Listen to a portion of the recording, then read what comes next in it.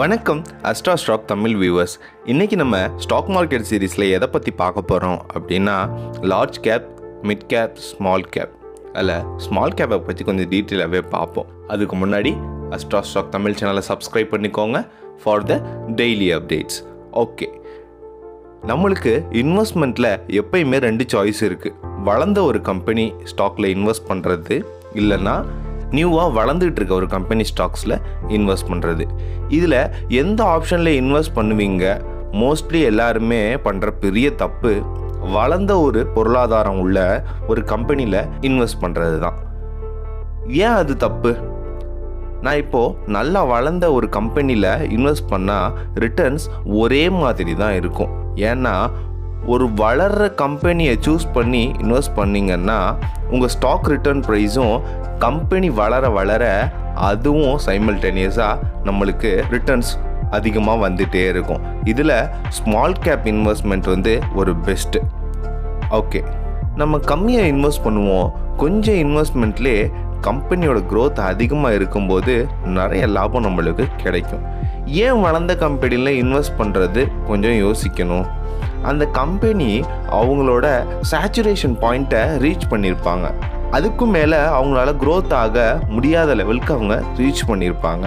அதனாலேயே நிறைய பேர் இந்த பெஸ்ட்டு சாய்ஸான ஸ்மால் கேப்பை அவங்க வளரும் பொருளாதாரம் உள்ள ஒரு இன்வெஸ்ட்மெண்ட் கம்பெனிலேயே அவங்க இன்வெஸ்ட் பண்ணுவாங்க. எந்த அளவுக்கு இதில் இன்வெஸ்ட்மெண்ட் கம்மியாக இருக்குதோ அதுக்கு அப்படியே ஆப்போசிட்டாக ரிஸ்க்கும் இதில் அதிகம். ஏன் ரிஸ்க் அதிகம்? மார்க்கெட்டில் இப்போல்லாம் 100 ருபீஸை வச்சே இன்வெஸ்ட் பண்ணுறாங்க. நம்மளும் அது மாதிரி பண்ணலாம். பட் நம்ம அதில் ரிசர்ச் அண்ட் அனாலிசிஸ் ஒரு கம்பெனியை பற்றி நல்லாவே பண்ணணும். இப்போ வளர்ந்த company, large cap or medium cap உள்ள கம்பெனிலாம் பார்த்திங்கன்னா அவங்களோட ஆட்ஸாக இருக்கட்டும், அவங்க ரெவென்யூவாக இருக்கட்டும், அவங்களோட ஷேர் ஹோல்டிங்ஸாக இருக்கட்டும், எல்லாத்தையுமே ஓப்பனாக மேகசின்ஸ், மீடியா, நியூஸ் பேப்பர்ஸ் இது மாதிரி எல்லாத்துலேயுமே போட்டுருவாங்க. ஆனால் ஸ்மால் கம்பெனிஸில் நம்மளுக்கு அது ஒரு பெரிய ப்ராப்ளம். ஏன் அப்படின்னா இவங்க இப்போ தான் ஸ்டார்ட் அப்பில் இருக்கிறதுனால அவங்கள பற்றியதான டீட்டெயில்ஸ் இருக்கிறது கொஞ்சம் கஷ்டமாகவே இருக்கும். R&A ரிசர்ச் அண்ட் அனலிசிஸ் ரொம்பவே நம்மளுக்கு இந்த ஸ்மால் கேப் கம்பெனிஸில் பண்ணுறதுனால நல்லா நம்மளுக்கு ஹெல்ப்ஃபுல்லாக இருந்துட்டு வரும். லார்ஜ் கேப் கம்பெனி அப்படின்னு பார்த்தீங்கன்னா நான் ஃபஸ்ட்டு சொன்ன மாதிரியே ரொம்ப ஹை எண்டான ஷேர்ஸு, அது மாதிரி ஹை ப்ராஃபிட்டபிலிட்டி எல்லாமே அவங்க ஹோல்ட் பண்ணியிருப்பாங்க. ஆனால் அதில் ரிஸ்க்கு இருந்தாலுமே ஸ்மால் கேப்பை விட அதில் ரிஸ்க்கு கொஞ்சம் கம்மியாக இருக்கும்.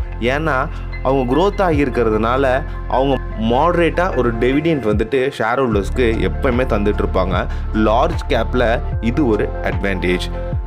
மிட் கேப்பை பார்த்தீங்கன்னா அவங்களோட ரெவென்யூ லார்ஜ் கேப்பை விட கொஞ்சம் தான் கம்மியாக இருக்கும். Either media, profitability, share holdings எதாக இருந்தாலும் லார்ஜ் கேப்போட கொஞ்சம் கம்மியாக இருக்கும். ஆனால் அந்த ஒரே நைட்டில் பணக்காரன் ஆகிறாங்க அப்படின்னு சொல்லுவாங்க பார்த்தீங்களா, அது மாதிரி தான் மிட் கேப் ஸ்டாக்ஸு. ஏன்னா கேட் ஆன் த வால் மாதிரி ஆசிலேஷன்லேயே அவங்களோட ட்ரேடிங்ஸ் இருந்துக்கிட்டு இருக்கும். எய்தர் ஹைக் ஆகலாம் இல்லை லோ ஆகலாம். இது கொஞ்சம் ரிஸ்கபிள் தான். அதில் நம்ம பெரிய பெரிய கம்பெனிஸ், பெரிய பெரிய பிஸ்னஸ் மேக்னெட்ஸ் எல்லாம் லார்ஜ் கேப் இன்வெஸ்ட்மெண்ட்டில் அழகாக அவங்க இன்வெஸ்ட் பண்ணிடுவாங்க. மோரார்லெஸ் ரொம்ப பணக்காரங்களாக இருப்பாங்க. ஆனால் இந்த ரீட்டைலர்ஸ் நம்மள மாதிரி மிட் கிளாஸ் பீப்புளெலாம் என்ன பண்ணணும்னா ஸ்மால் கேப் ஸ்டாக்கில் இன்வெஸ்ட் பண்ணால் அவங்களுக்கு அது ஒரு பெஸ்ட் சாய்ஸாக இருக்கும். ஏன்னா நல்லாவே அனலைஸ் பண்ணி பண்ணுறதுனால ஸ்மால் கேப் ஸ்டாக் ரொம்ப ஒரு பெஸ்ட் சாய்ஸாக இருந்துட்டு வரும் ரீட்டைலர்ஸ்க்கு. ஏன்னா சின்ன சின்ன இன்வெஸ்ட்மெண்ட்டில் கொஞ்சம் அதிகமாகவே லாபம் எடுக்கக்கூடிய ஒரே இன்வெஸ்ட்மெண்ட் ஸ்மால் கேப் இன்வெஸ்ட்மெண்ட் தான். ஓகே, இப்போ நீங்கள் large cap, mid cap, small கேப்பை பற்றி ஒரு நல்ல அனலைசேஷனுக்குள்ளே வந்திருப்பீங்க அப்படின்னு சொல்லிட்டு நினைக்கிறேன். சேஃபாக ட்ரேட் பண்ணுங்கள், ஹாப்பியாக ஏர்ன் பண்ணுங்கள். Have a nice day.